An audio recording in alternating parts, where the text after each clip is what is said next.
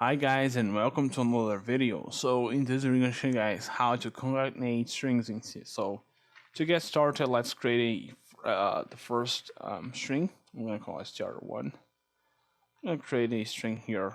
Let's give some text. So we want to concatenate these two strings. Let's pass the first string, let's say language.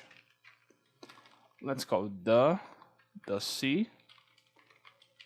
Okay, and char str2 is going to be equal space language. So I want to see the C language as a full string. So we have this two.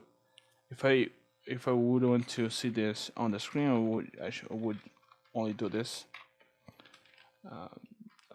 Okay, and okay, I think this works. str1 and str2. Let's execute.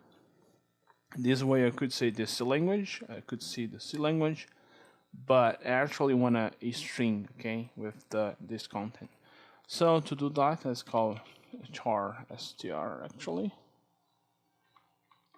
Okay, we actually need to do the following. So let's call strcat, which is our function strcat, and we want to concatenate the content of these two strings.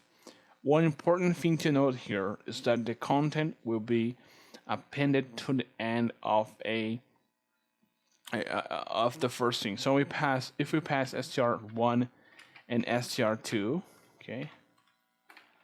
Let me try to create a new char here to see if it's gonna work. I think I haven't tried this before.